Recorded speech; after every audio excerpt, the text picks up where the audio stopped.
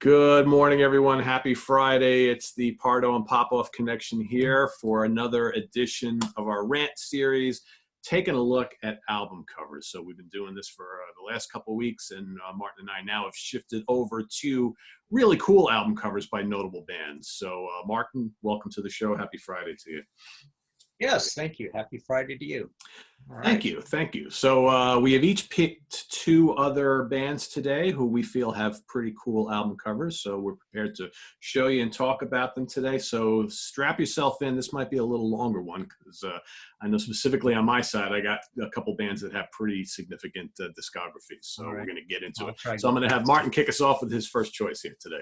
Yes. So my first choice band I dearly, dearly love, the Grateful Dead. There's a couple of box sets behind there. I went through all these and they have so many amazing album covers that you got to include them. They only have a few that aren't great. I mean, it's a pretty solid choice, I think, for great album covers. So starting off, we'll do this roughly in order, but we've got this one, the Grateful Dead. It's kind of not great, but it's an iconic 60s sort of look.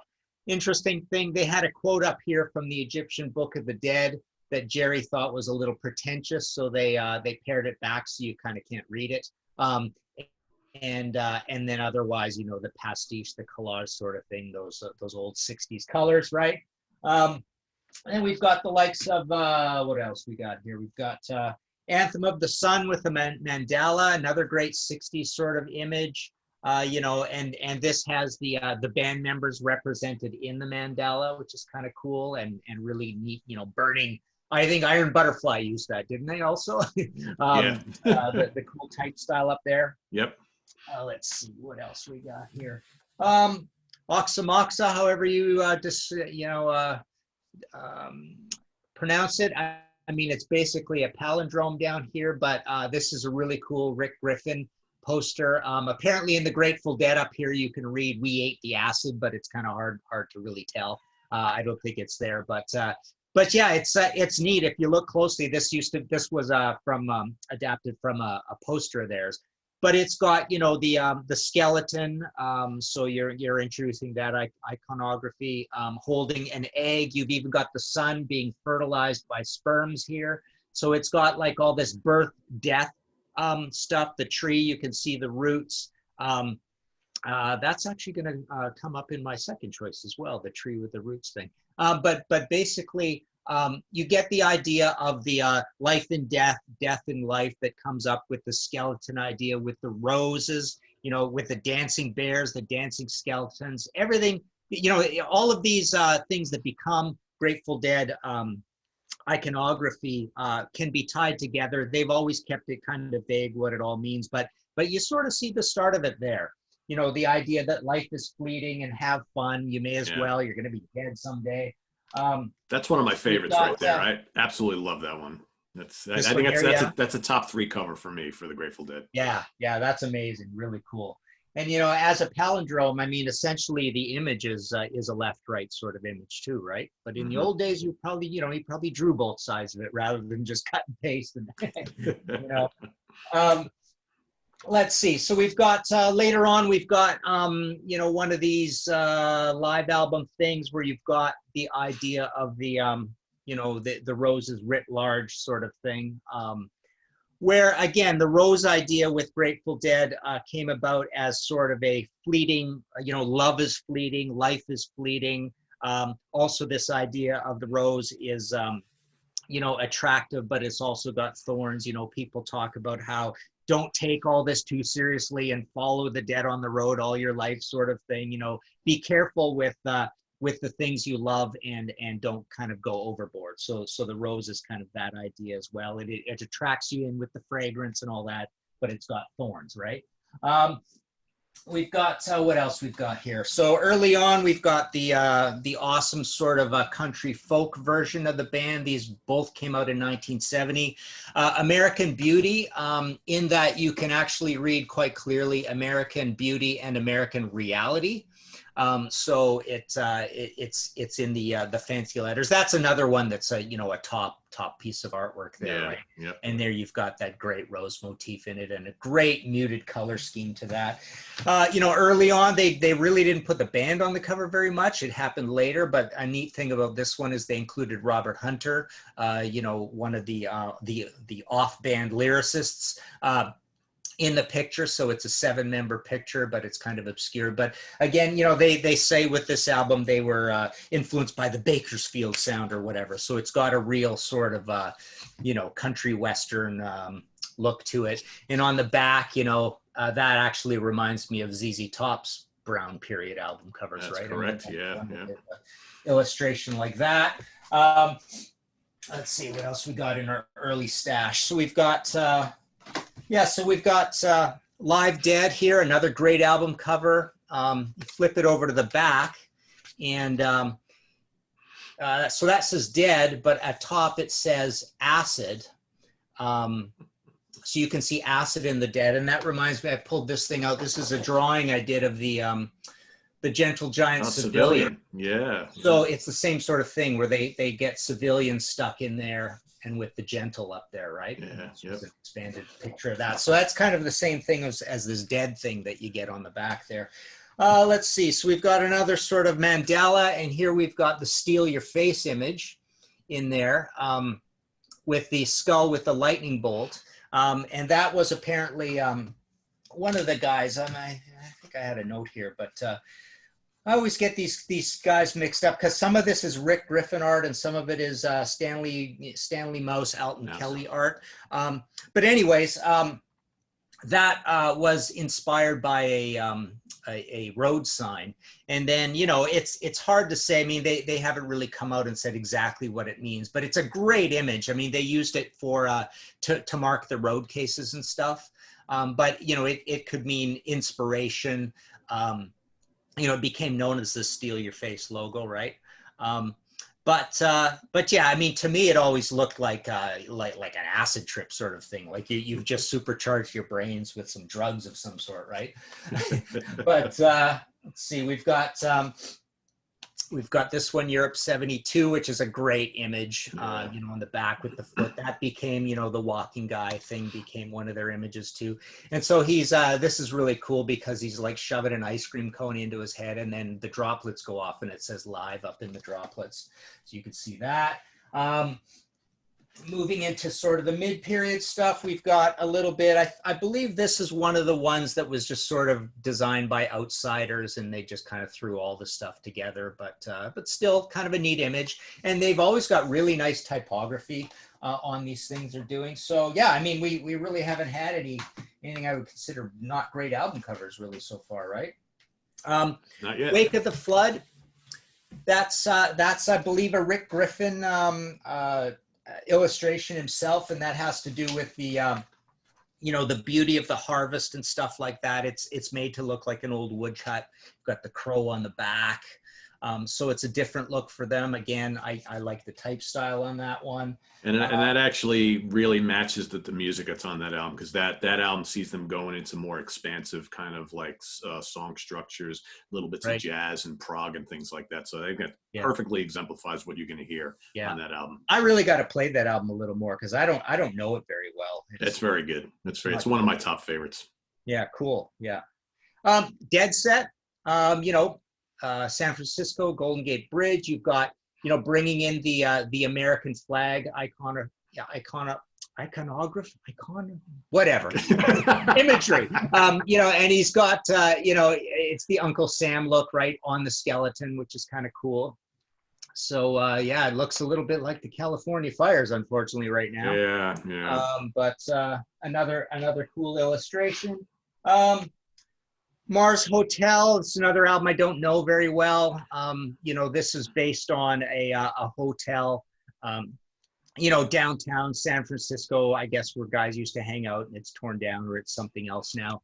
On the back, you've got, these guys are considered ugly rumors, like ROOMER, like they're guys hanging out at the Grateful Dead house or whatever. But an interesting thing about this is if you, I believe you flip it upside down and read it in a mirror, this says Ugly Rumors right there. And I tried it and it actually does.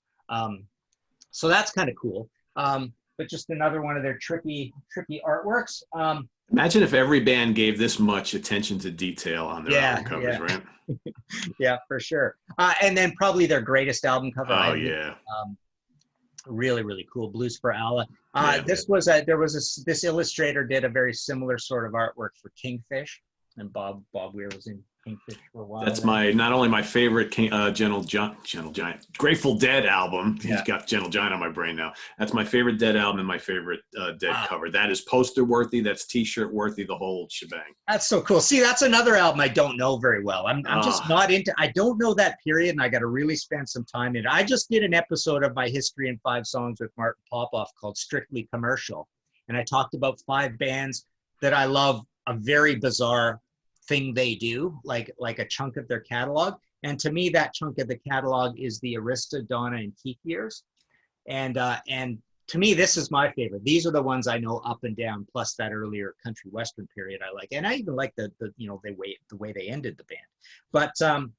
But yeah, moving on. So you've got these, we're back to Rick Griffin with the fabulous Furry Freak Brothers look of downtown Mission District, San Francisco. Another kind of cool one there. Shakedown Street, love that title. And on the back, you've got the suited guy that became a real sort of icon for the band. The trucking guy. yeah, that's awesome. And another one of my favorites is Terrapin Station. And here you've got the Terrapin Turtles, and that became an image of theirs. And there again, it's a little bit of that getting back to the earth idea, nature. These turtles are dancing, like they've got the dancing bears, Papa Bear, Jerry Garcia, they've got the dancing skeletons. So it's basically, get back to in connection with the earth and realize your mortality and all that kind of stuff. So and it's a little bit silly, and it's celebratory and joyous and all that kind of thing. So I always like that album cover as well. And then later on, you've got, so the next one is Go to Heaven. And they got a little bit of stick for this because it looked like they were in disco suits, and this is kind of disco time, and the band is a little commercial during this era, and they do some things that verge on disco, so they got a lot of heck for that. The idea was it was going to be Go to Heaven and Go to Hell on the back, and they were going to be in rags and all that, but instead they went with this Phoenix idea, right? But yeah, so first time for the band on the cover in a long, long time. You've got In the Dark. Stupid album cover. I don't like this one. I don't mind that Go to Heaven cover. Interesting thing is the extra eye on here is Bill Graham, the legendary San Francisco promoter. And then the rest of the guys, and this is supposed to be shaped like an eyeball, but I don't think it's a great album cover. And then you've got Built to Last with, the House of Cards. So the band again on the cover. So that's 3 times in a row. So Built to Last, the irony of a House of Cards not being built to last. And there it is, knocked down. So, they didn't end with great album covers, but, and of course after that, because, Grateful Dead had all this great imagery to use, these half dozen to a dozen, cool little icons that they use all throughout everything, all those compilations and all those live albums and everything along the way, usually it rose to the challenge of being pretty cool album covers there. But, and yeah, so you've got all these classic 60s cover artists getting involved and just making what really through that long catalog is a high percentage of great covers. So there you go, Grateful Dead. Very artful, and yeah, I agree with everything you said. I really like their album covers a lot. It's like whether you're a fan of the band or not, you got to be impressed by all of the thought that went into creating those covers. Just genius stuff, and I like a lot of those albums too. So. Cool. All right, so from one iconic band with lots of great album covers, we're going to move right into another one. And my choice here is none other than Jethro Tull. Right. So here we've got their very, very first album from '69. This was. And what's really interesting about this album cover, first of all, I mean, it's, and if you get the box set here, right, they go into all sorts of detail about the creation of this album cover and all the different photographs they had to take and the process of trying to eliminate all the bad ones to figure it all out. But what's really interesting, knowing what we know about Tull all these years later, is here you have this young blues, British blues band portraying themselves as these old geezers on the front, and yet that's the image that they had to fight so much for the rest of their career, as these old, prog rock dinosaurs. So true, yeah. And how weird is it that they started off that way, right? But but really funny. And they talk a lot about in here about how hard it was to get all these dogs to sit still for this photo here. So they took like a million shots of them, but kind of cool, But again, if you see this in the racks, do you really know what kind of music this might be? You really don't, right? Yeah. Maybe not really indicative of who Jethro Tull was. And then you had Stand Up coming up next, which I always really liked a lot. Really well drawn here, and just based on, it's almost like wood etching, right? And if you look at the back as well, kind of pastoral in nature. Here they're moving a little bit away from that bluesy rock sound from the first album to more bits of folk rock and more kind of complex song structures and things, a little more earthy, and I think that's portrayed pretty well here. And another iconic, I think, album cover.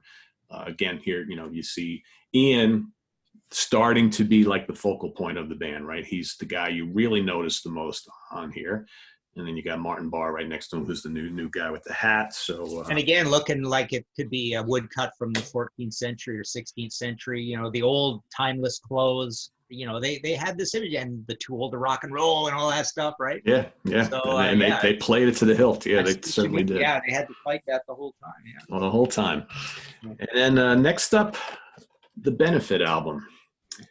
Now, ironically, the band, there's interviews with the band in here where they talk about how they hated this album cover and it was thrown together really, really quickly. I don't know. I always kind of dug this because I always liked, again, you can talk about how putting the band's faces or whatever on album covers doesn't always work. But here you got, at this point in time, they're an up-and-coming band. They're starting to get pretty big. They're gigging all over the place. So here you have a cool shot of them on stage doing their thing, and then up top, you get an up-close and personal look at them. So, and when you really look at it, those images probably not too different in, real photographs to what you got here, right? But here you can actually see what the guys look like. You got the headband and the hats and all that kind of stuff and the beards and things. But I don't think it's a terrible album cover. Like I said, the band doesn't really like it, but whatever. And then, of course, probably the most iconic album cover is Aqualung. Awesome. And again, an old guy, right? The old geezer. There he is again. Could be Ian Anderson. It's almost like, they've on a lot of these album covers that we're going to see, there's this old guy with the long hair and the beard, and whether they did it on purpose or not, a lot of these characters look just like their frontman. So then here you've got, well, that's Ian in a big coat, right? There he is again. So is he Jethro Tull? Is that the guy's name? Is the flute player's name Jethro Tull? So, but it kind of plagued them throughout their entire career. But I always thought, for, this particular album, I thought this was a great kind of bleak, kind of scary looking. I mean, this dude just, so we got some crazy homeless dude on the corner, right? And a lot of the lyrical content, on that album kind of followed suit. Let's see, next, where are we at here? Aqualung, after Aqualung is, well, let's just go grab this one. So we got Living in the Past. So again, back to that kind of, he's got crazy glare there. Going back to that real kind of classic looking, almost like wood etched. And this is like basically a compilation of B-sides and rarities and stuff up to that point. And again, with Ian, okay, the one-legged flute guy with the overcoat and the beard and the long hair. Is it the same guy in Aqualung? Again, living in the past, and it looks like an antique book, right? Yeah. And then that's, yeah. And then a little bit of a about-face. So they released this sprawling concept album called Thick as a Brick, which is all about Gerald Bostock, the little kid on the front, the child prodigy. So here, this entire album cover, if I had the LP, it'd look even better. But basically, let me pull this out here. The entire LP, opens up, and you get all these news articles, right? Well, and it folded out like newsprint, right? Exactly. Yep. Yeah. So, kind of neat for the time. I think a little bit different. And, all of a sudden, fans are like, oh, is, Jethro Tull now a full-on progressive rock band, which at the time really wasn't quite a term. But looking back, I think it kind of really fit with the whole storyline of the whole album. Big and epic and lengthy, and it's a newspaper. So then we move on to, second here. So they decided to follow up that sprawling, one lengthy song concept album with another one. So here we got Passion Play, and this is all about the theater, okay? And, kind of interesting if you really look at it, and if you really go along with the lyrics, right? So here you have the dancer, and if you look really close, she basically could be a puppet or a, some kind of weird android or robot or something like that, right?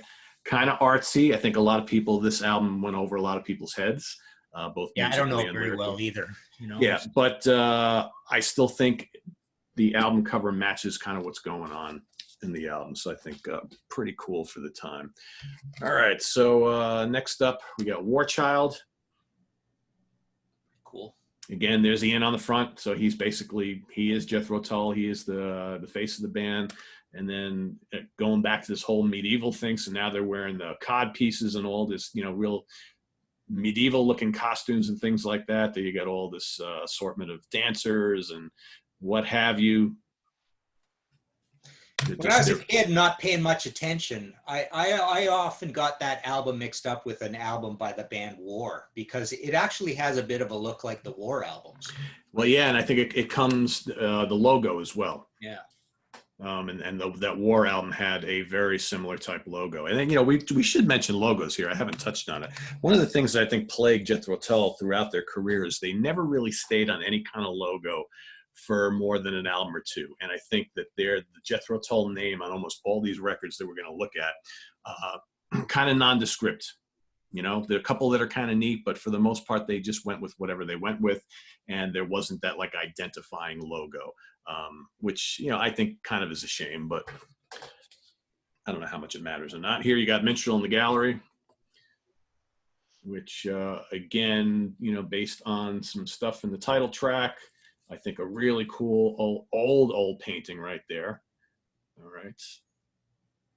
And then on the back, we basically take the band and put them into the picture. So basically there's that little. Yeah. Cool shot. Yeah, cool shot, right? So basically we're putting the band right where they would be up here. So looking down on what's going on up in the balcony there. So pretty neat, I think. And let's see, after that, we've got Too Old to Rock and Roll, Too Young to Die.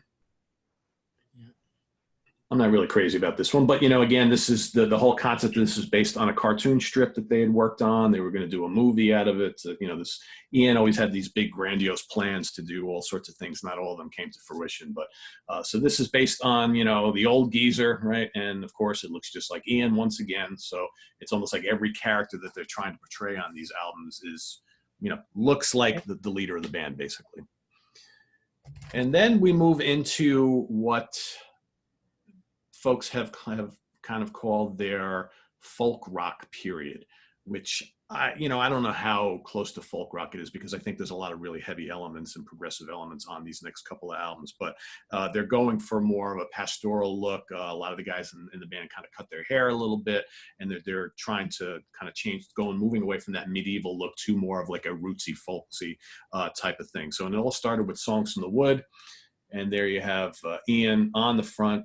Okay, obviously in the woods with the fire, and then I always love the back. All right, so you got a little record player on top of the stump, right? Pretty cool. This is my favorite period, these 5 in a row or so. I mean, they're just really good, right? I mean, but there are folk elements, there are more acoustic elements, but there's still plenty of the big bombastic Jethro Tull we know and love on there, and that continued with Heavy Horses. Yeah, well, I mean, again, just portraying a different look and a different feel. There's the guys in the band. Interesting commentary in this box set from Ian, where he talks about how he was absolutely scared shitless while doing this photo shoot, because he said, you cannot imagine how massive these Clydesdale horses are till you're actually standing next to them. Cool. He goes, and I was so terrified during this whole, it was like an hour-long shoot, and these gigantic horses that are like, thousands of pounds each. And here I am, this, little thin Scotsman guy in the middle, right? And pretty cool. But again, they're going for that whole kind of look and feel, the countryside, right? More pastoral and what have you. And that would continue on with Stormwatch. And now we're changing the location. So we've got the woods, we've got out on the farm, or the horse farm. And here we're going to the ice cold regions of, wherever, Antarctic or what have you. So now all of a sudden Ian, and again, that's, another guy with the beard who kind of looks like Ian Anderson, right? And he's out somewhere and he's checking out this giant polar bear. North Sea, right? North Sea oil and all that. Yeah, exactly. Yeah. Yep. That's a great cover. Yeah, it's great. I love this album. I might even like this the best out of the three here, but it's just really, really great stuff. And for anybody who's watching, if you go out and you try and get these Jethro Tull box set things, this is probably one of the best because it's got like a handful of previously never released songs from the Stormwatch sessions, which are like just as good as anything on the album. And Ian Anderson is notorious for holding back all these songs that never made albums, and you just like are amazed at the quality of these songs that they've been hidden in the vaults for all these years. So let's see. So then we've got the live album Bursting Out, which if you're someone who's ever been to a Jethro Tull concert, especially back in the older days, they would regularly throw out these giant balloons into the audience, right? So bursting out, and people would bounce them all over the place in hopes that they would burst them. So there you get the big balloon. There he is in the back. If you're going to release a really good live album, you might as well put a live shot on the front. So there's, Ian on there leading the charge. Then we move into a period where Tull's music, again, starting to change a little bit. The 80s have come in. They're moving into more kind of electronic styles of things. New wave is big at the time, Britpop, all that stuff. So you got the A album, which originally was supposed to be an Ian Anderson solo album, but what's going to sell more, an Ian Anderson solo album or a Jethro Tull album, right? So here you have futuristic stuff here. They're wearing all these kind of, weird white suits. Very electronic album. You got Eddie Jobson, fresh from UK, in the band briefly, because UK was opening for Jethro Tull on the previous tour. So they always look like old people or adults in responsible jobs or aristocrats, right? Yeah. Always like you say. I mean, just all the whole time, they always look older than their fans, right? Yeah, and that's plagued them through it. And they're not old men here by any means. I mean, they may look it. I mean, yeah, quite frankly, if you look close on the back, Martin always has had the receding hair, and Ian with the beard always. But I mean, at that point in time, they're like early mid 30s. They're not, if that. So they're not like they're that old, but they can't escape this kind of too old, to rock and roll type of thing. And then, then we move away from seeing them, and you move in, we're still in this kind of very synth heavy era, but for one of their classic album covers, Broadsword and the Beast. I mean, this is just an absolute gorgeous painting. And, you got the back, right, with the big ship, the kind of creature's head on front of it. Just real majestic, regal, and kind of matches the tone of the album there. And there we move into Under Wraps, which one of my, not a terrible album cover, but again, you've got this weird kind of logo there, and the, I guess it's a woman kind of behind some kind of sheet or something like that. I don't know. I'm not a fan of this album. This is my least favorite Tull album. I'm not crazy about the album cover, but And then Crest of a Knave, which of course won a Grammy for Best Heavy Metal Album of the Year, right? Beating Metallica. Cover? Really cool cover, actually. Yeah. There's the guys on the back again, looking like the elder statesman. And then Rock Island, another really cool album cover, I think. Very well done. You got the hand bursting out of the ocean, holding the flute, right? So it's like it's almost like Ian saying that we're not dead yet, we're still here, we're coming back from the depths, right? Type of thing. But again, with the kind of wood etching thing on there, and you got the like the whole of the ship, right? So kind of cool. Again, they're putting some thought behind these, which I kind of dig. And now we're moving into the 90s, and I think things are going to start to look a little more computer driven. So here you got Catfish Rising. Still kind of cool. I like the use of colors. I actually love that logo. Yeah. Again, as we've seen in all these, no real consistency on logos. I dig this one quite a bit. And even here you got the J and the T on the back. Yeah. Pretty neat. Again, that's kind of more of a bluesier, folkier album. And I think it kind of looks it. And then you got Roots to Branches, which again, kind of computer generated, but still pretty cool. You got the sun and the moon and all the different, again, the colors of the leaves and the vegetation. And it's just, there's this real rootsy, again, it's Roots to Branches. And Tull has always had that kind of rootsy flavor going on through a lot of their album covers. And then perhaps Joke has an album cover like that, right? That's sort of, using that fractal look, that fractal mandala imagery look. Yeah. Yep. And with all the different colors like that, it's like shades of the rainbow almost. And then their last one, .com, which, kind of cool, I guess. I'm not a huge fan of this album. It's okay. Yeah. But still kind of neat how you've got all the weird different style of, what all this stuff means here, don't know.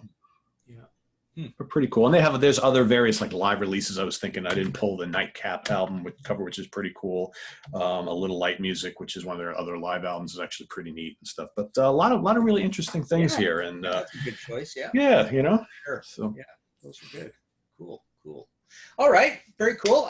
So my last choice for the day is just to do something completely different. Opeth. I guess not completely different because they're a full-on, they're one of the big prog bands right now, right? Big champions of prog, not so death metal-y. In the early days, they were kind of an interesting hybrid of death metal and prog together. So yeah, Orchid. The guys actually ordered this orchid from the Netherlands to shoot this, and it's cool. They're looking for different imagery from being just straight death metal on the back. They, I know Michael said that this was one of the greatest sunsets he's ever seen. So that was kind of cool. They got that shot in there. And kudos to them for picking a logo on the first album and sticking with it throughout their entire career. Yeah, that's true. Yeah. And it's a great logo. And here it is on my Opeth wallet. See, there we go. Wow, nice. Yeah. Where does one get one of those? Well, that was a meet and greet. Yeah, that was a promo thing at a meet and greet package. They actually played this. This was a really cool. We've got this great local legend promoter, Noel he goes by. But he actually got them, into, for the first time, playing Massey Hall, which is like a really great theater in Toronto. A lot of people don't want to play there because I think it's expensive to do because it's all unionized. So it's you're really moving up in the world when you play Massey Hall. So I remember that was at I think it was their first Massey Hall gig ever. So it's this nice distinguished theater. So that was cool. So we've got Morning Rise. And this is actually a feature in Bath, England. I think the head of Candlelight, the record label, had gone there and saw this, and then there was a postcard or something. So they're moving into sort of a cool, muted, creepy sort of scene where all of these are going to be kind of similar, but of good quality. My Arms, Your Hearse. There we go. And I think this quote is from, this might be one of the Comus quotes, but the neat thing about Opeth and Michael, he's such a music guy. He's a musicologist. He loves all that old hard rock and prog. So, Master's Apprentice and Comus and Blackwater Park, these are all references to old, obscure, heavy proggy bands. Master's Apprentice is from Australia. But yeah, I think this is a quote from Comus. And Comus is the one album that's considered the one weirdest, creepiest of that weird folk idea. Very, very creepy. There's one of these $1,000 LPs. Yeah, it's a weird album. It's very folky, but weird, satanic lyrics, and it's really bizarre. It's considered one of the craziest, creepiest, weirdest early things, and it's like 1971 or something. And then I think they broke up and reformed, and then the next album was a little bit different or whatever. But yeah, it's a talisman of weird rock of the early days. So, but yeah, it just looks like your basic black metal album cover. Not the greatest one on that one. Then we've got Still Life. So Still Life, this is where we get into Travis Smith starts working with the band, and very nice colors on that one. Travis Smith has done like stuff for Devin Townsend, Death, Catatonia, Nevermore, Anathema. So he's in this whole range of these artsy extreme metal bands, and he does a lot of work for them. American guy, right? But yeah, he's going to be around for a lot of the Opeth stuff. So that's one of the really, really good Opeth albums. No, that's classic. Yeah, I love classic. that color scheme to that. Then we've got Blackwater Park again. This is Travis Smith again, and Blackwater Park, as I was mentioning. Blackwater Park is actually one of the, I had this old book that's long out of print on 70s, reviewing all the 70s stuff. Blackwater Park was on my list at the end of one of the very top 5 heaviest obscurities of all time. So it's a pretty heavy album, and a lot of people don't know it. So it's heavy and obscure at the same time. So yeah, it's amazing. I've showed it here on the show before. That's a great album. Yeah. And so Michael's naming the record after that. So again, really cool muted colors. Yeah. Using that Opeth logo. Moving on, we've got Deliverance, which is another Travis Smith again. Just really cool, creepy, obscure, abstract imagery. Keeps it to black and white. We've got Damnation. You know, Michael's going through the whole thing where he's really like slowly phasing out the death metal vocals, a lot of acoustic coming in and just becoming a straight prog band. You know, a little bit, you know, following the Steven Wilson route. He's working with Steven Wilson a lot. But yeah, so this is another one that is Travis Smith. Ghost Reveries. So Michael was saying he was searching for a bunch of woodcuts, some sort of cool woodcut to use, and he couldn't find anything. And then Travis sent him this picture of these candles, and he loved it right away. So he went with this whole candle thing for that one. We've got Roundhouse Tapes. I don't know if you can see very much, but there's a spot varnish on the, actually not on that part of it, on the front part of it. Spot varnish applied there. Again, the cool logo. Love that cover. Yeah, and you know, going for the old style type there. He's got a live album too, or Opeth's got a live album too that mimics the classical Deep Purple album from the early days too, right? I don't have that handy, but it's pretty cool. So that really messy live album that looks like a classical album that Deep Purple did in 1970, Opeth went and mimicked that cover. Watershed, again, cool, interesting colors. Travis Smith, again, on that one. Moving on, what do we got here? Oh, yeah, so then there's the, you know, this version of Watershed that was made like a, you know, fold-out little thing here, and it had other little images on it. The, you know, that yeah.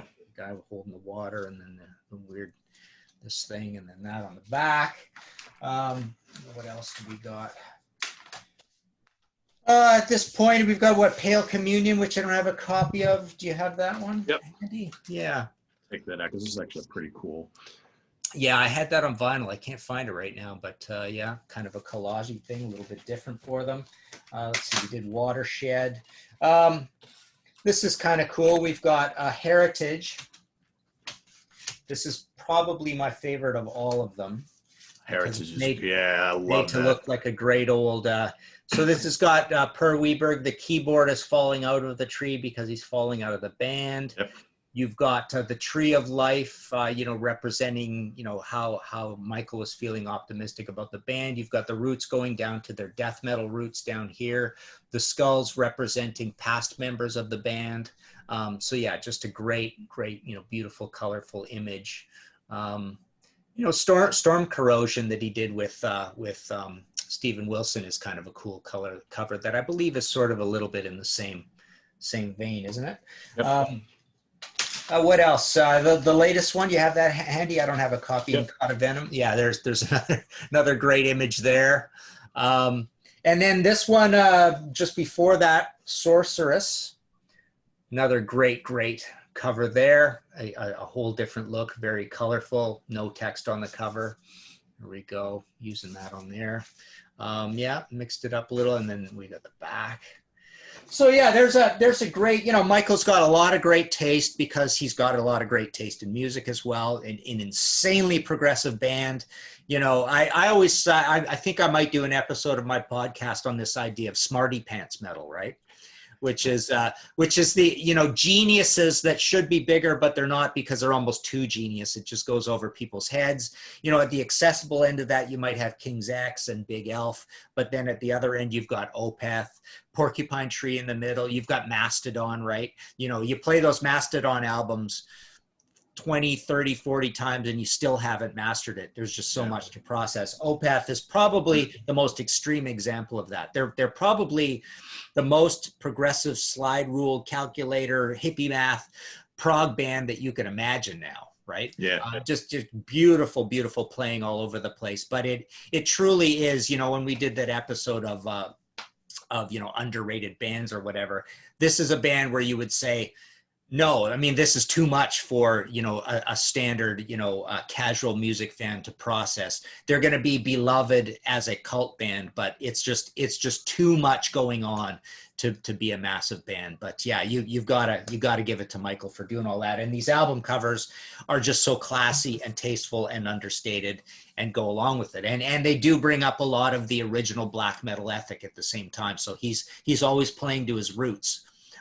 Throughout all this stuff, all that early demo and Enslaved and Emperor and even early Cradle kind of look to those album covers, kind of just, politely rifles its way through all his album covers. So there you go. Yeah, yeah, maybe one day we'll see Michael Ackerfeld and Devin Townsend do something together, because there you have two geniuses who I'd love to see work on something. Same thing, right? Yeah, exact same thing. Smarty pants metal, right? Yeah, and it's an interesting concept when you think about like Opeth, like where they are today as a band. I mean, I think they're probably a little bigger than a cult band. They're never going to be a massive band, but yet their albums sell respectably, and they're selling out Massey Hall and Radio City Music Hall and the Royal Albert Hall. Not a lot of bands can do that. Right? It's like Steven Wilson and Devin. It's kind of the same fame level. Yeah.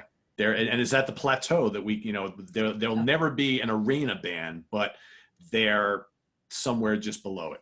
And with the respect of the music public, which I mean, that amounts for something, right? Yep. All right. So to finalize this is a great episode, Martin, by the way.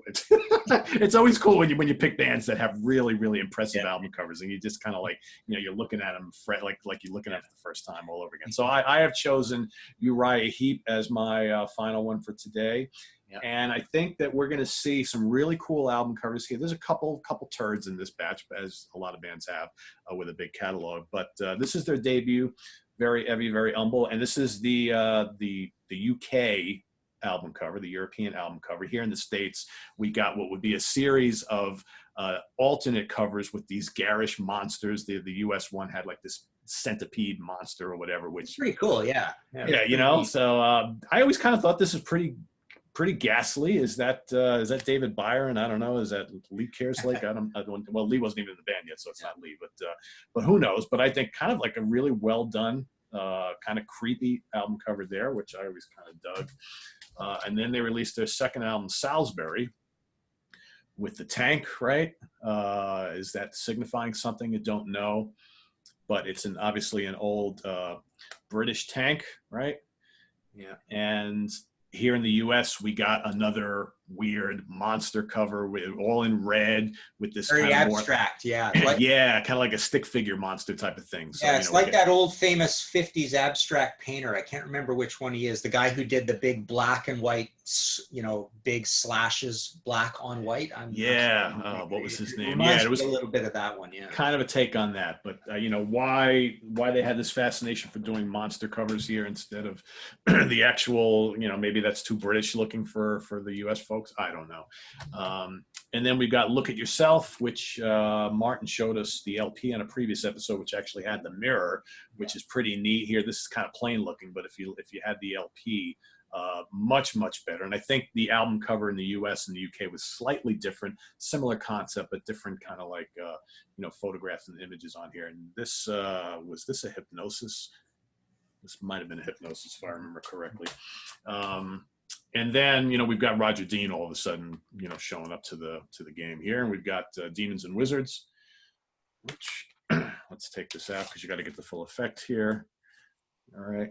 One of his classic drawings. Again, almost looks like unfinished in spots. If you follow his work, especially we're going to see it on the next album, almost looks like it's,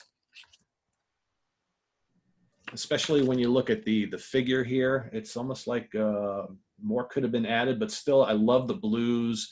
And as always, Roger always did these great kind of like, almost like floating mountains and mesas and things like that, which, floating space. Yeah, I mean, it's early. He's coming up with his medium and style, so it's a little bit like, fragile, right? Yeah, absolutely, yeah. So, yeah, the grandiose Dean, as we would know just a couple of years later, not quite there yet. And I really always got that from The Magician's Birthday, which let me get this out of here. All right. So, again, really cool stuff, and a lot of those Roger Dean-isms that we would come to know and love. I still feel like this almost looks unfinished a little bit, but maybe that's the point. There's not a lot of detail on the, the little mountain areas and stuff in the back, but still, a really cool idea. And I think it, as a painting, as an idea, it works very, very well. So they go from that. So now it's time for the live album, right? So the live album is very kind of basic, but it looks like the outside of a tour program. Yeah. And there's something to be said for that. And but the cool thing here, and again, it's not the album cover per se, but you open up the LP and you've got all these great live images. Right here, specifically, this was where did that go? So this was the inside, right here. And again, that's what you want. Funny, the style of those shots looks like the gatefold of Black Sabbath Volume 4, right? Yes. Yeah, absolutely. One had, and I remember when I first got Volume 4, it was missing the stapled in part. And for years, I thought, why are they only showing Geezer and Tony in this album? For years and years and years, my gatefold had 2 members and was missing 2 members. And it's because I guess there was supposed to be that stapled in thing that finished it, right? Yeah. It had the live shot from the balcony or whatever from behind, and then the 4 members when you had the stapled in extra 4 pages. And for years it was like that's the way it was made. It wasn't an error. And for years I thought, oh, okay, so they're just promoting 2 of the guys of the band. I know, right? The only guys that really mean anything, right? And a great shot of Tony on that, though. Absolutely, very, very cool. And then the later reissue, what they did is when they weren't going to have the booklet at all, they only had that back shot, live shot. Yeah. Yep. All right. So then we're on to Sweet Freedom. So here we have the guys in the band making an appearance. I'm not a huge fan of this album cover. It's okay. But that's one of the more forgettable ones, I think. And then you've got Wonder World, which is kind of strange. So it's almost like, they're got all this kind of like plaster on them. So it's almost like they're like statues. Kind of bizarre. And then, it's kind of small, but then on the back you have them there. But, it's still kind of trying to be a little artsy, which I can appreciate. And then we've got the Return to Fantasy. This is cool. So you got like kind of like the winged angel, right? Cool. With the sun behind. Yeah. I think a really powerful album cover. Again, one of those kind of like poster a t-shirt worthy album covers.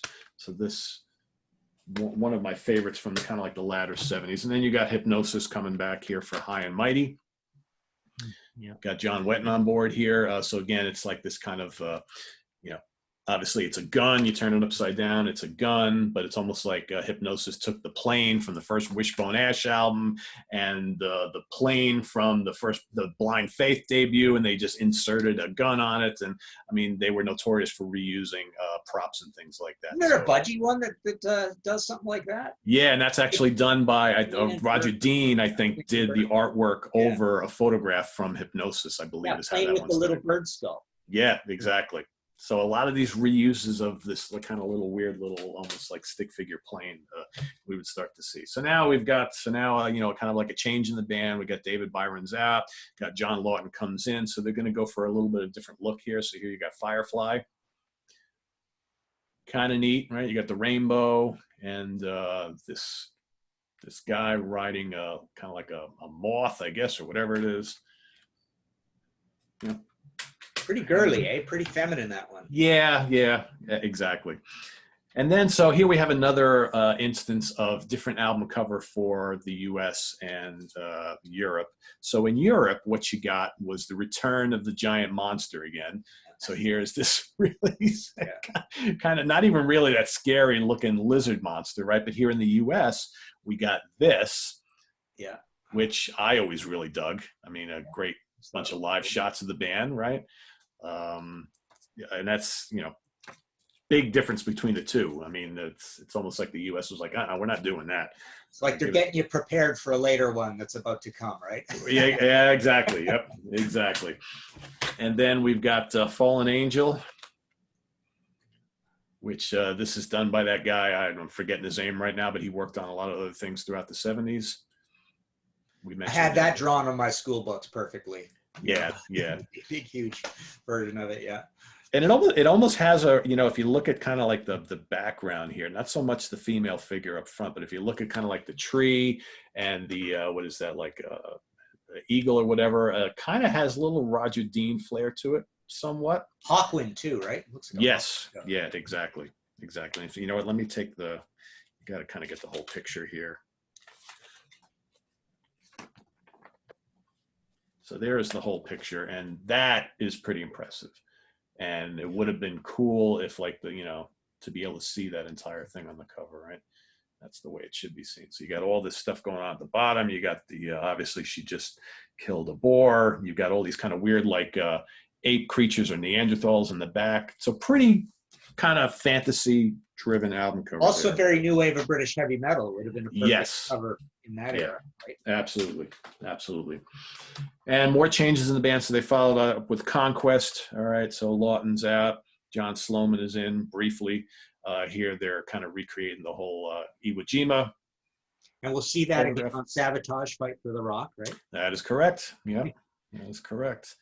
So not a bad album cover there. So now we've got the band breaks up.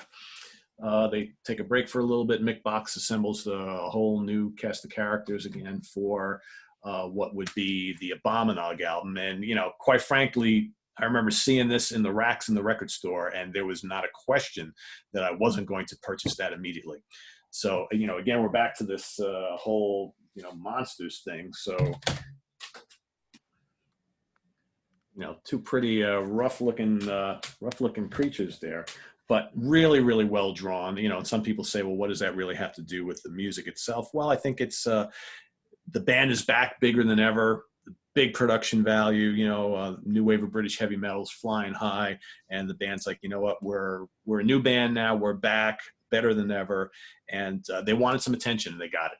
All right, because I don't know anybody who, you know, and there's some people who think that creature's kind of, you know, it's kind of like a weird monkey devil sort of thing, right? These gigantic jaws. But I think it's very striking, and you can't help but notice it. If they wanted to get noticed, they did. And then once you got the album, you're like, this is a pretty damn good album, right? And then we move back to sort of Roger Deanish looking album covers with Head First. Pretty cool. Yeah, which I always kind of liked. A lot of people remark on the, this looks a lot like the picture from that Led Zeppelin live DVD that came out, the live album. Adrian Vandenberg painting vibe to it. Yeah, right? that too. And then, you know, they got the guys on the back. You know, Equator's kind of like a little nondescript. Yeah. It's colorful. You got the Heap in the big, you know, red and white letters. Yeah.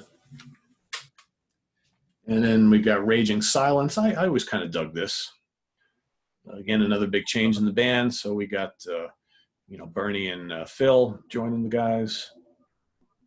Pretty cool. Again, not a lot of consistency with the logos. throughout this career. It's kind of changing constantly. Different world. Nice mix of colors there. Kind of a nondescript album cover though. And then Roger comes back for the amazing Sea of Light album cover, you know, very similar to some of the Yes stuff that was going on at the same time. Roger really big on these kind of floating mountains and hills with the trees growing on top, the bright blue sky in the back, the clouds floating by. Maybe you got some water, maybe you don't. And then, you know, there's that back. So definitely pretty striking. And then Sonic Art. Places the band back in that progressive metal zone, right? Yeah. You know, it's supposed to remind you of that, and it's supposed to remind you of the classic. The classic stuff, yeah. They're having gold records, right? So. Yeah. Well, you know, because you got to figure it's like if you're a band like Uriah Heap, who was kind of struggling a little bit to get back into the public eye in the 90s, you're going to get Roger Dean to do your album cover, you're going to get noticed, right? Roger's got a lot of followers from his work with Yes and his prior work with Uriah Heap. So yeah, it's got I'm sure there was a reason behind it. So, and it worked. It worked. And then you got Sonic Origami, which I think is kind of cool. Right, you got like a face there, and like the sound waves, right? Starting small, working their way out, so kind of coming out of the air. So I think that's pretty cool. Then we've got this live album, the Spellbinder live album, which has this you know, old scholar here, looking through his book. You got the kind of cool background. Then they did this Celebration album cover, Celebration album, which is basically them recreating a lot of the old classics with the current lineup. Yeah. Kind of artsy, you know, starting to look a little, obviously, digital thing colors. There, right? Yeah. And then the last few. So we got Wake the Sleeper. Yeah. It's a Johannes one, right? Yep. Yeah. Cool cover. Yeah, nice use of greens and things. You got the statue there. You know, then you got Into the Void, or I'm sorry, Into the Wild. I'm getting my titles mixed up here. Yeah, nice. Bright and colorful. Now, so here we're starting to see a Uriah Heap logo. Album after album. So now it's amazing how they waited till the latter part of their career to go with the logo consistently. And I think I personally like this logo. It's pretty good. Then you got Outsider. Again, you know, going for all sorts of little weird abstracty things on here. Neat. Yeah. Very cool, yeah. And then the last one is Living the Dream. Okay, so here you got the guys in the band down below. You got the moon, the long highway, right? Because they've been on a long highway. The band will tell you firsthand that they've been living a dream for the last, 50 years. Yeah. So. Yeah, it's a good batch. I mean, they finished strong with that whole last 4 or 5, right? Yeah, absolutely. So there you have it, guys. About an hour's worth of some really cool covers. Lots of good discussion. So again, I want to thank Martin for jumping on with me to look at some of these great album covers. I think this was a nice, refreshing change from the bad album covers. Yeah, it's always kind of fun and funny to bash on some bad album covers, but I think I personally get more enjoyment talking about stuff you really, really like. The bad stuff is good for a laugh or two, but this is more, if you have an artful side to you, I can appreciate doing this even more. Yeah. So, so Martin, you got any books to not particularly. Here? I mean, Limelight's been out for a little while now, but that's selling pretty good. So that's the second of the Rush trilogy. And I actually put a thing on my Facebook recently that if, the next bunch of orders, I got in these cool bookmarks. There's an Anthem bookmark and a Limelight bookmark. So order anything and I'll stick in those 2 bookmarks. So yeah, martinpopoff.com for anything that's in print. PayPal buttons there. Cool. Then what's coming up on the podcast? Oh boy, I don't know what I'm going to do for the next one. We just did strictly commercial. I've been thinking about the more of this concept of overrated and underrated and certain things that just drive me crazy when we tried to make that huge definition of why we were calling these bands this, and then we get the comments and people just name every band under the sun, right? Yeah. So and then the Zeppelin people in particular, it's really bizarre. Like I try to explain over time. It never goes into anybody's heads about this idea of why you could call Led Zeppelin overrated, because they're the greatest rated band of all time, right? So it just seems sensible to me that you might want to argue that they're overrated for those reasons or something. So I might really dig into this idea overrated, underrated, and why we did it the way. I think we knew going in that show was going to create some controversy. I mean, it's just that, and it's the reason why, for everybody watching, the reason why we originally were not going to do it was because of the very reason why we're now questioning why we did it, right? Because it's just, you're absolutely right. Everybody wants to name every band that wasn't enormous as underrated. Exactly. And I think, you know, when you talk about overrated, just because a band is overrated doesn't necessarily mean they're bad. Exactly. Or that exactly. I mean, you can love a band, love them with everything in you, but still think that maybe they're a little overrated for whatever the reason. You know, maybe they had a very short window of, you know, or maybe they only one or two really classic albums, but yet everybody, I mean, I won't even go there. I was gonna name Guns N' Roses, right? Because they have that amazing debut that's legendary and kind of helped save rock and roll a little bit there. But that's really like their big claim to fame. And so for me, just like you mentioned that, you know, you feel Led Zeppelin, as much as you love them, is a little overrated. I feel Guns N' Roses are a little bit overrated because they've been kind of like, you know, that's that one album that everybody always goes back to. And then a couple other albums, sporadic, you know, good songs here and there, but yet they're, you know, gods to so many people. So for me, that band is overrated, right? You bring up an interesting point because I've often wondered how to wrap our heads around this idea. I've never been able to explain it well, but drilling down a little to the album level, it always kind of bothered me, and I'm not sure why.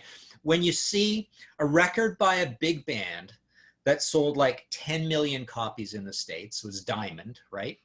And then an album that is basically as good or similar and only a year or two away from that, either one end or the other, is Gold, you know? And I've often wondered, where are those other 9,500,000 fans that they don't own Power Age when they own Highway to Hell or something like that, right? Yeah. And Zeppelin has a couple like that, where there's these massive numbers for some of them and then much tinier albums.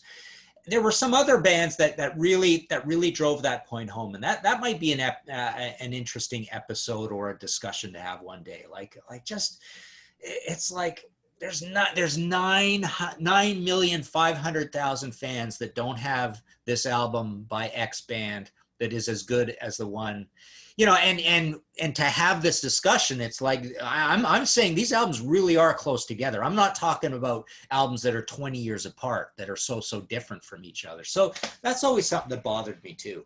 And it's a little bit like this overrated, underrated. And it's the exact same reason. It's the exact same reason why I can argue Guns N' Roses is overrated, when right around Guns N' Roses, there are a whole bunch of albums that are generally the same kind of thing and as good almost, that didn't even go gold, and Guns N' Roses is 27 million copies or whatever, right? Well, you know, and going back to the episode we did, so one of the bands that I mentioned was Badlands, right? So let's look at the Whitesnake 1987 album, which has sold how many millions and millions of copies, right? And then you've got the Badlands, which came 2 years later, and for crying out loud, the Blue Murder album, which came 2 years later, which had the guy who played guitar on the Whitesnake album and co-wrote the entire album, and yet neither one of those together even came to a fraction of what the Whitesnake album sold. Yeah. And yet stylistically, are they that much different? Yeah. Not really. Yeah, it's almost like the casual music fan might have to own Motorhead Ace of Spades, but there's something in the brain circuitry of that casual fan, many of those casual fans, that says, I only need one Motorhead album in my collection, right? Yep. I think you absolutely nailed it right there. Yeah.